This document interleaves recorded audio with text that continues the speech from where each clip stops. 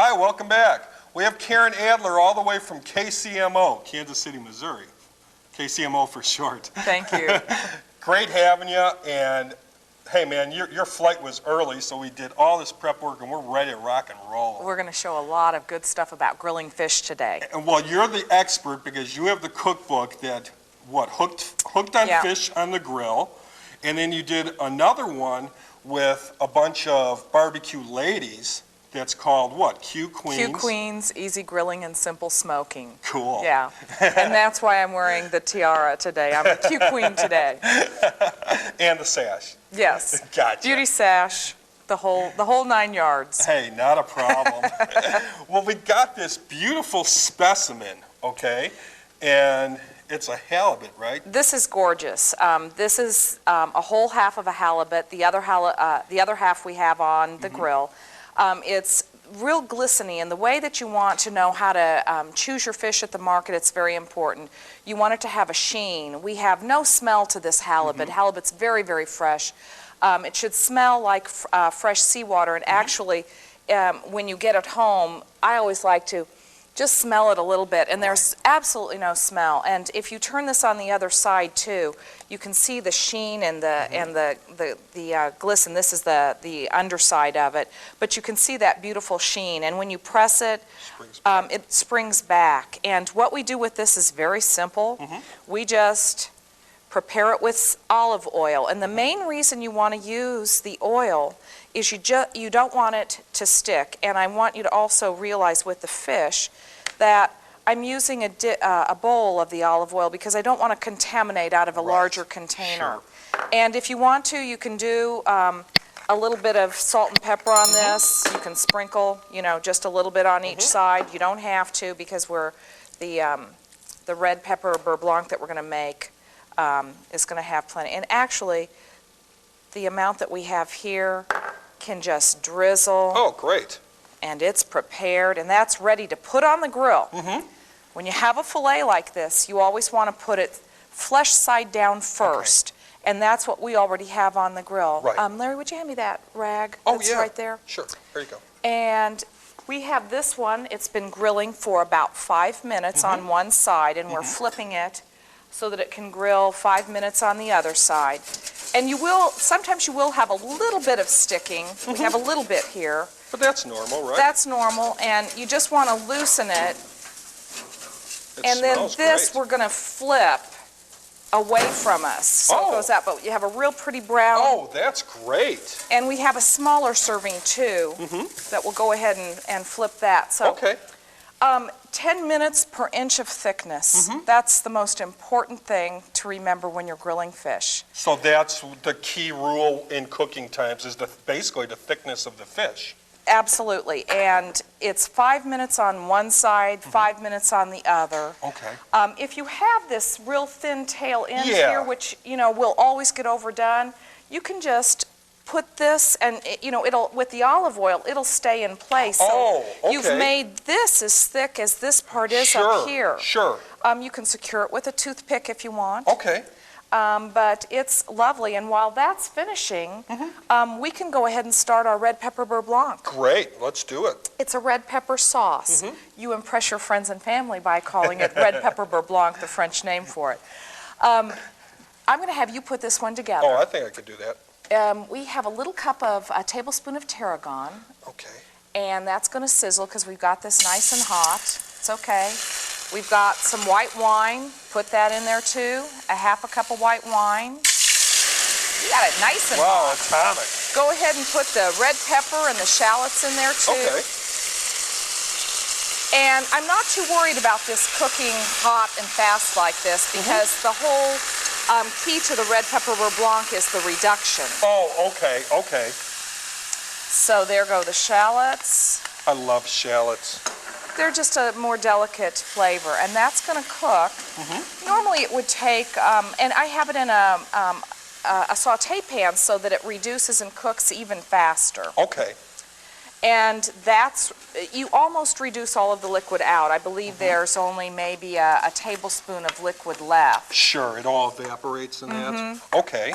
And it cooks the red pepper and the shallots, and then what you do to finish it, is add the whipping cream, because we need that to boil for about 2 minutes. Should I add that now? It's ready. Oh, okay. Now we're using whipping cream, right? The heaviest cream you Heavy can get. cream. Okay. Heavy cream. And that will come to a boil for about 2 minutes.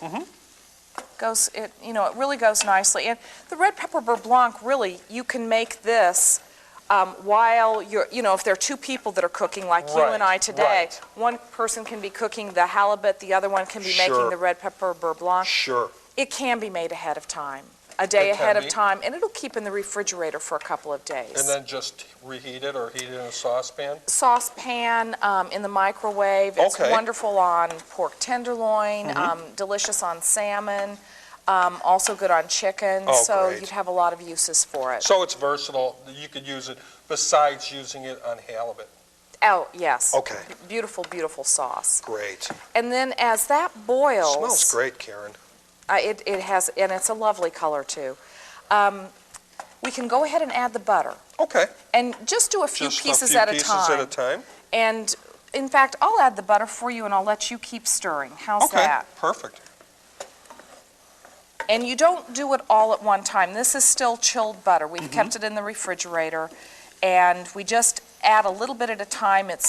And we incorporate it. It's very similar to drizzling olive oil when you want to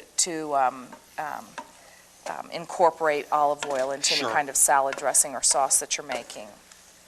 And so basically add it slow and just stir as it's being added. Stir as it's added. And incorporate as it's melting. And lovely. Fantastic. And the recipe that I have in the book calls for, with what we're making today, 2 sticks of butter. It's absolutely delicious that way. And that's a lot of butter. People will say, oh my, I need to cut back on that. You can make it with half as much. It won't be quite as rich, but it's still very tasty. But don't substitute margarine or anything like that. No. Use the real thing. Yes. Okay. Yes. So if you want those fat grams, because you're going to get that excellent mouthfeel, and don't use margarine or oleo or whatever. And that to me looks like, as soon as that melts, we've got a nice amount. This is great. There. And that's how simple that is to cook. And this is the first time I've ever made this, so I'm going through new adventures right now. You're doing a great job. Thanks, you're just saying that. Oh, no, this is perfect. I'm just giving you a hard time. The butter's incorporated, and we actually, it's nice and hot, and we can turn that off. Okay. And go ahead and put it in the blender, because that would be the last step of the... Okay, let me get this out of the way. Yeah. And just dump it right in there? You bet. Okay. You can spoon that in there. Excellent.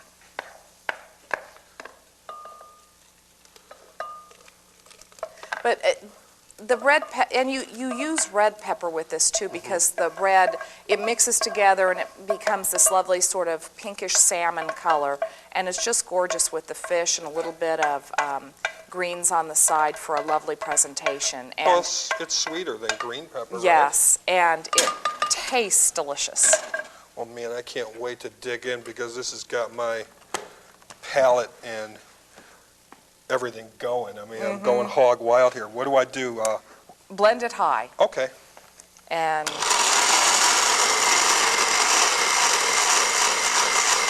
oh, yeah. It transforms into a great color. Perfect. Just do it until it's all like liquefied? It's perfect, just like it is. Oh, okay. So you can do it a little bit more. If it's a little bit chunky, it's more of a rustic blanc. Right. And this is the finished product right here. Great. So I think we're ready to go ahead and plate it? Plate it. Great. Pull this off the grill. Okay. Do you need that platter? I do. Okay. Oh, man, that looks awesome. This is beautiful. And I'm putting the heavy spatula under the heaviest part of the fish, and then just working my tongs. If you had 2 spatulas, that would work too. Okay. We may lose just a little bit of this, we're gonna but try no, not we're to. going to get the No, whole thing. cool. We'll move it in place. Okay. And move this over here. We can just arrange that. Just put it back in place Nicely and there. everything's great. Have a little bit of green for garnish there. I've got a spoon right here. And if I were serving this whole fish, I would just Put a nice ribbon. right down the middle of that. Fantastic. And also, you know, because it is a big piece of fish, and when that tail, if you have a difficulty getting it off, it really doesn't, make any difference because the sauce is covering that part that Yes. that moved on, that flaked away. So we're cool. Yeah, so it's beautiful, and we could go ahead if we wanted to and start this one on the grill too. Great. You know what, though? We got to take a quick break. All right. Okay. This is awesome. You're going to want this recipe at our website, and we're going to take a quick break, so hang loose. We'll be right back.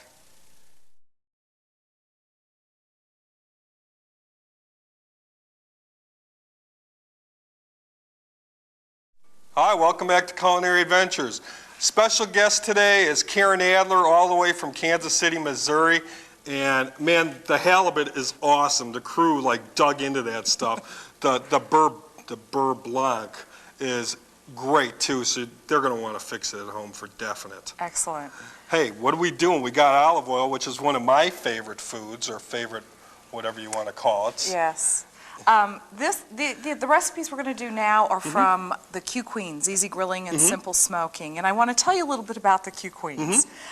We're a group of 13 women in food. All of us enjoy barbecue. Some of us are in the barbecue businesses professionally. We have 2 or 3 sauce manufacturers. We have a couple of restaurant owners. And we have a couple of food writers, a radio personality, and my company publishes and distributes barbecue books. Cool.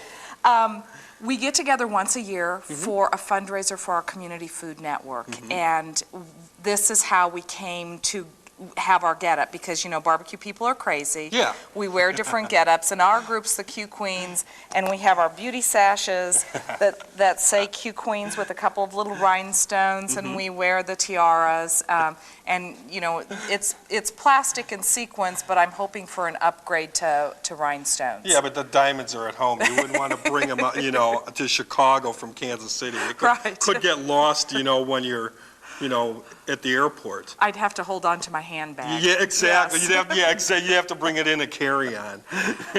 So on our Q Queens book, we probably do a little bit more high style, and we have everything menu formatted. Right. And a little bit of front matter with all of the good rubs, base, herb blends, and compound butters. And today we're going to do infused oils. Great. They are so much fun, and they are so easy. That's the thing, because Yes. it's flavored and it's easy, and that's the key. And we have lovely rosemary, we have fresh basil leaves, and we have flat leaf parsley. We're also going to make a vinaigrette. Great. What we're going to start with first are 6 to 8 garlic cloves Dump in 'em. the saucepan, about a cup of olive oil, Okay. and believe it or not, you just heat this. You don't want the garlic to brown. Okay. And this would cook for about 25 minutes. You're basically just sort of steeping it. Oh, the garlic The cloves. oil, yes. You're Okay. just steeping it. And then when that has finished, you pour it into a pretty container. And we have the garlic oil without the garlic in this. Now, you can take one of the garlic cloves and put it in here, and then Yeah. you know you have garlic oil. Oh, okay, but it's imperative that you cook the garlic first, Oh, right? yes. Don't just put, Don't put a raw Garlic and- clove, no. Right. So you would put that in there. is that because of health reasons in that? It Or is that needs just- to cook. The raw, once it starts to cook, Yeah. then I believe it breaks down a little bit more, and the cooked garlic is going to keep better. And you can keep this safely in the refrigerator. You'll need to let it warm room temperature when you want to use it. But if you were going to just leave it at room temperature for a few days, if you wanted to keep it longer, like if you were cooking on the weekend, I'd keep it in the refrigerator during the week. Okay. And that's as simple as that one is. Fantastic. So we can start on the next one, and this one is very easy too. I'm going to have you pour about a cup, just about a cup of olive oil in the blender. In the blender? Just guess? Being that I used to be a bartender, I can pretty much tell you that, that's probably about a cup. Okay, now, give or take. And this one is a fresh herb oil. Okay. Okay, it's not infused. When it's infused, like the garlic, it's cooking. Oh. So this is fresh. Okay. I'm going to have you put not the rosemary, because we're using the fresh leafy ones. So twigs too? The twigs too is fine with that. Great. And these are the fine herbs. They're the softer, more delicate herbs. So we put some flat leaf parsley, and you're going to go ahead and put in all the basil. The basil? It'll look good. Yeah. And I'll take this. Yeah, we grow that stuff like weeds in our backyard, so we great. love that stuff. And we're going to blend it. That's it? That's it. Wow.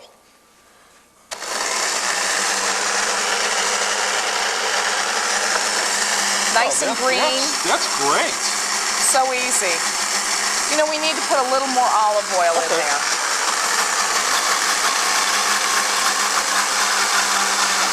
That's great.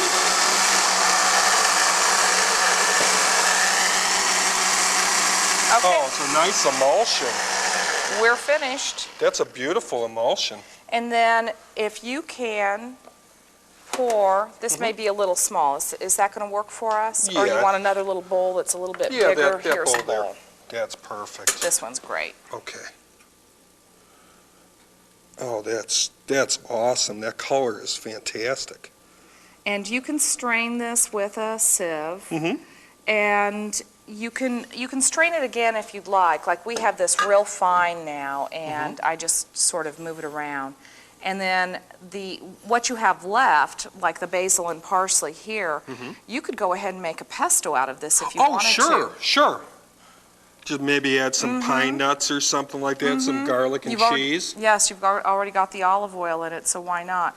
Now, to get this a little bit finer looking, you could use a little bit of cheesecloth, and that's and then you could just let this sit over a big bowl and just slowly drip, and just leave it alone. I'm going to set it down like that right now. Not a problem. But this is the finished one. Oh, that's great. Just a real pretty color. Can I take a whiff? Sure. Well, I think we'll make our salad dressing out of that one. Isn't that great? Yeah. Love Then we have one other, and what I'm going to do is just give the idea on this. But the one that we have, the garlic, if we were doing the herb-infused oil, and for the sake of what we're doing right now, we've already got garlic in there. Let's go ahead and use, we don't have to use all of the rosemary. Let's go ahead, rosemary is really pretty strong. Sure. It's a nice fragrant. I just love. Nice and pungent. Yeah, love how it smells. I know, it's great. Let's just put that in there and reheat. Oh, okay. Reheat that, and we'll let it steep for a little bit. And then when that would be done, and this is the garlic oil, what you can do is take a sprig, and the most important thing on this is to make sure whatever kind of sprig you put in here, that it's totally covered with the oil, because you don't want any of it out of the oil, because it will mold. So it has to be totally immersed in the oil. Immersed. Okay. And this, we'll push that down, and then you have a lovely garlic rosemary oil, which would be what it's identifiable too. Yes. So you can tell that it's rosemary instead of tarragon or something else. And you can just use a utensil to push that down a little bit more. Okay. And pretty jars are pretty too. And absolutely. when you're putting some of the herbs in, I'll save like different tall vinegar jars, special preserves, whatever. And the wider mouth is a little bit easier for stuffing your fresh herbs into, instead of the real teeny, like this the teeny narrow one. opening. This would be impossible. There would be no way to really stuff the Sure. But twig. aesthetically it looks good, but It does look functionally good. it doesn't work. No. Okay. And what I'm going to go ahead and do is make a vinaigrette for the green salad that we're going to serve with the halibut with the red pepper beurre blanc today. Great. So if you would hand me the oil that we have, the herb oil that we made, fresh herb oil. I like to use a jar when I'm making my salad dressing, and this is about 2 parts oil to 1 part vinegar. Okay. And I really just You eyeball it. It's the best way. I mean, So- some recipes you got to get it precise. I found baking you really need to, but Yes, what we're but doing not here. what, no. It's have fun and create. Yeah, exactly. And this, a little bit of the tarragon vinegar. Mm-hmm.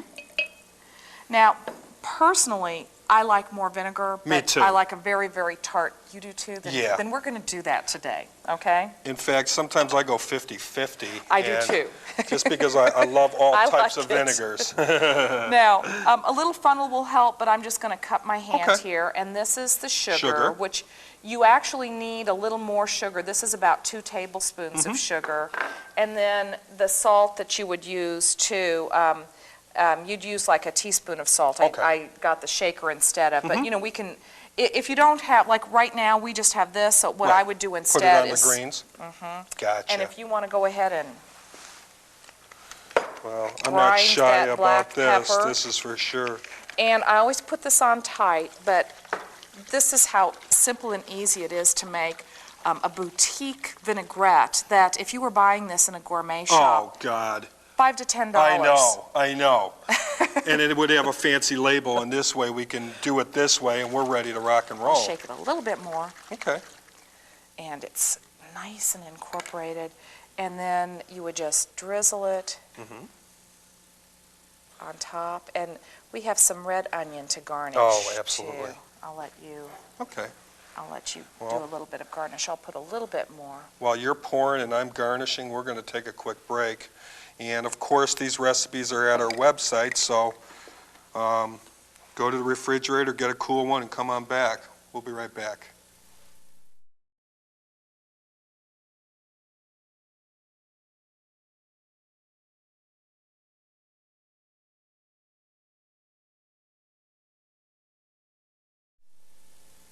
Hi, welcome back to Culinary Adventures. Our special guest today is Karen Adler, and she's the owner of Pig Out Publications. She came all the way from Kansas City, Missouri, and you've got, what, 200, 300 cookbook titles all relating to yes. barbecue and grilling? Almost 300 titles this year, with about 20 or 30 new titles coming out just this year in the next 2 to 3 months. Fantastic.